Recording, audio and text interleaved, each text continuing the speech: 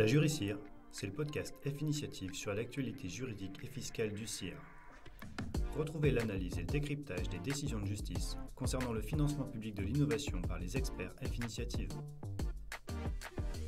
Bonjour à toutes et tous et bienvenue dans ce nouvel épisode de la Jury-CIR. Bonjour Solène. Bonjour Guillaume. Après de multiples rebondissements, le Parlement a enfin voté le projet de loi de finances pour 2025. Nous avons donc un texte définitif qui nous permet de nous positionner sur les évolutions budgétaires et fiscales pour l'année 2025. Pour cet épisode, nous allons vous partager notre analyse de ce texte.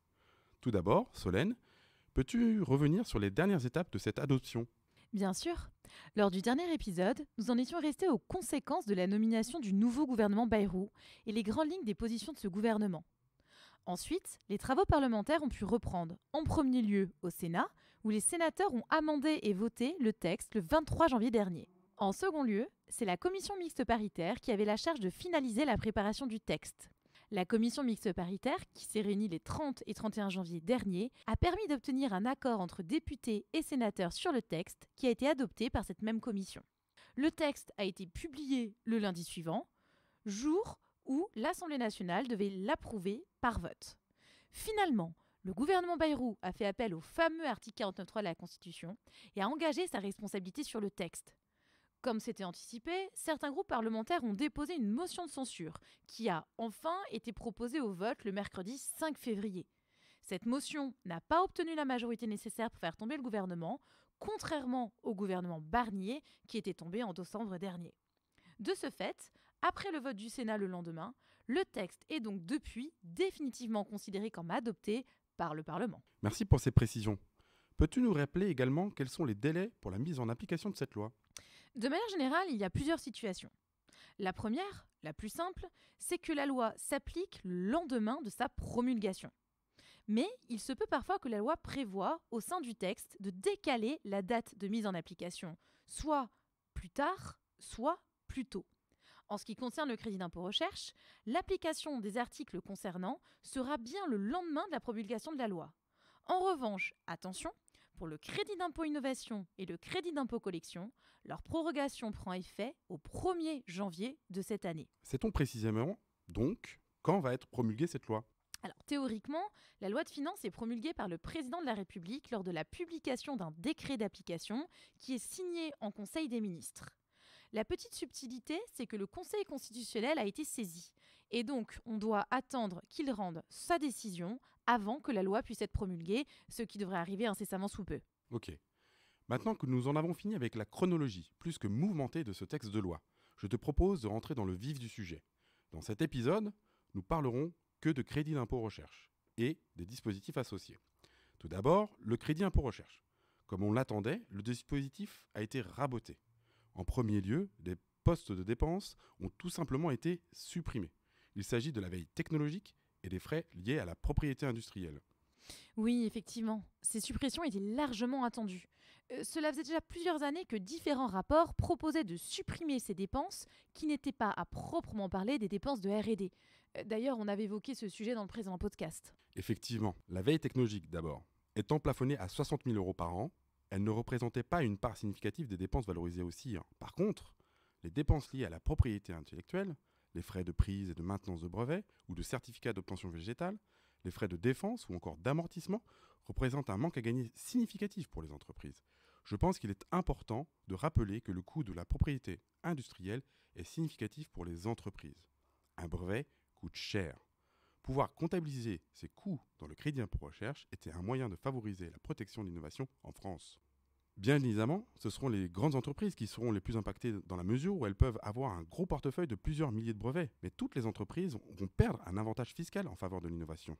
Autre coup de rabot significatif, le passage des frais de fonctionnement de 43 à 40% pour les frais de personnel. Une fois encore, si de prime abord cette mesure semble relativement limitée, en fin de compte, l'impact sera tout de même significatif. Contrairement à la veille technologique et les frais de brevet, toutes les entreprises seront touchées par cette réduction. En plus, comme les frais de personnel de R&D constituent le premier poste de dépenses valorisé, aussi, mécaniquement, cette réduction représentera un manque à gagner important qui vient s'ajouter à une première réduction. En plus, comme tu le soulignes, ce poste de dépense avait déjà souffert en 2020. À l'époque, la Cour des comptes estimait que cette modification serait marginale.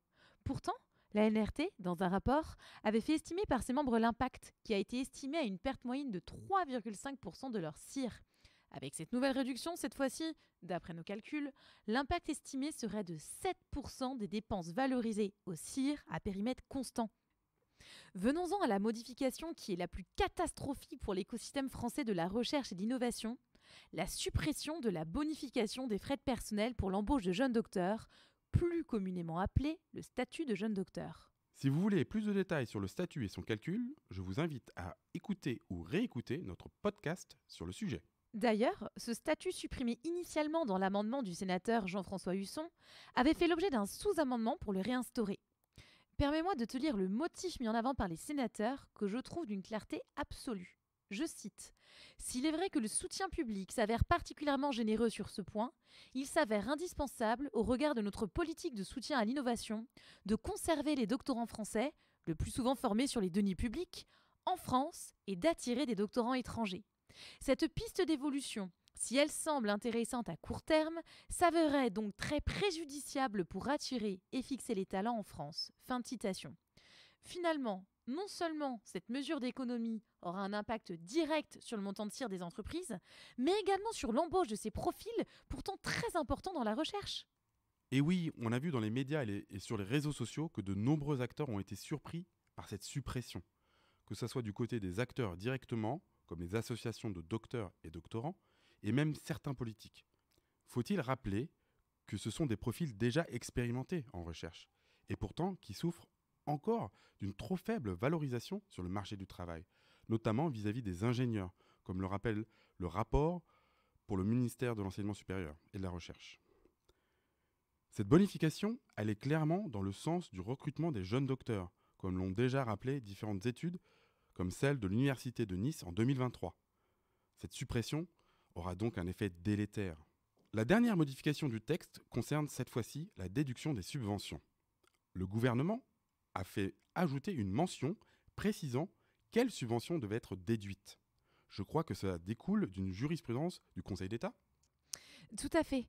En juillet 2023, la plus haute juridiction en matière de droit administratif et fiscal avait donné la première définition de la subvention dans le cadre du CIR, à savoir toute aide versée à raison d'opération ouvrant droit au crédit d'impôt par une personne morale de droit public. En fin de compte, les gouvernements ont repris la définition qui avait été proposée par la Cour administrative d'appel de Paris dans la même affaire, à savoir peu importe que l'aide soit versée par une autorité administrative ou un organisme privé investi d'une mission de service public, c'est bien une subvention. Cette clarification, puisque aucune définition n'était donnée clairement par la loi ou la doctrine, est donc positive. Je vous invite d'ailleurs à venir réécouter le podcast qui traitait spécifiquement du sujet. Je crois qu'on a fait le tour des modifications du CIR. On a évoqué le sujet en début d'épisode. Solène, peux-tu nous indiquer à partir de quand s'appliquent ces modifications et concrètement ce que cela veut dire pour le calcul du CIR 2025 ? Comme je disais plus tôt, les modifications du CIR s'appliqueront le lendemain de la promulgation de la loi, qui est prévue, elle, dans les prochains jours. Ça aura pour conséquence de découper l'année en 2 périodes, une sans modification jusqu'à cette date et une seconde pour l'après.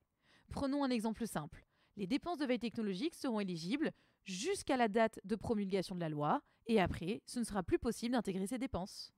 Le calcul du CIR 2025 sera donc tout à fait particulier. En effet. Bon, on a vu, je dirais, les aspects négatifs de cette nouvelle loi de finances. Mais heureusement, il y a aussi des choses positives. Tu peux nous dire lesquelles, Solène ?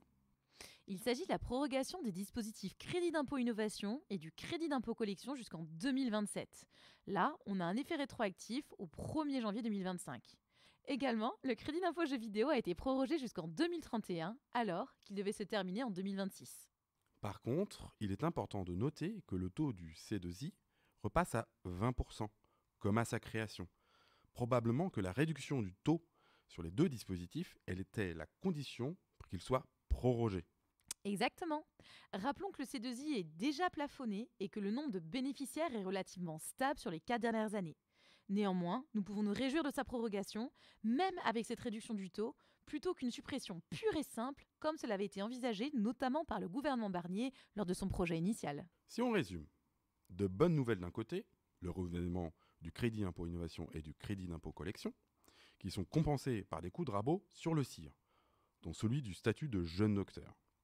Les économies pour l'État avaient été initialement évaluées à 400 millions d'euros au total.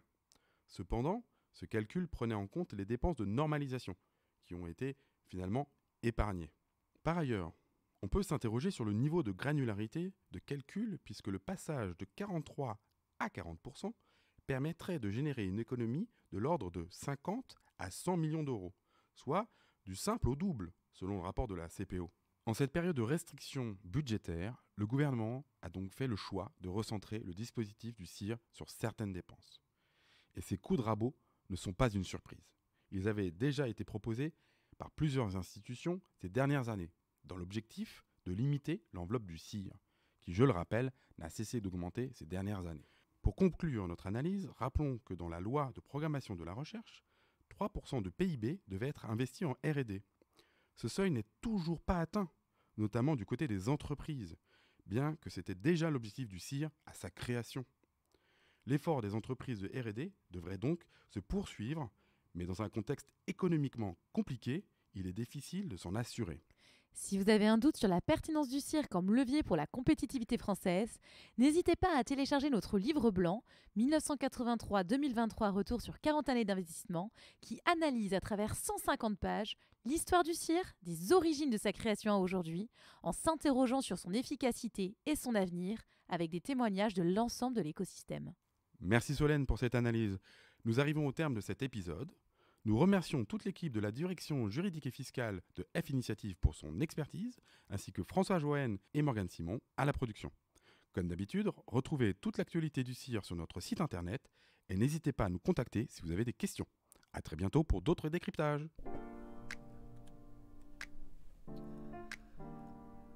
La Jury CIR, c'est le podcast F Initiative sur l'actualité juridique et fiscale du CIR. Retrouvez l'analyse et le décryptage des décisions de justice concernant le financement public de l'innovation par les experts F Initiative.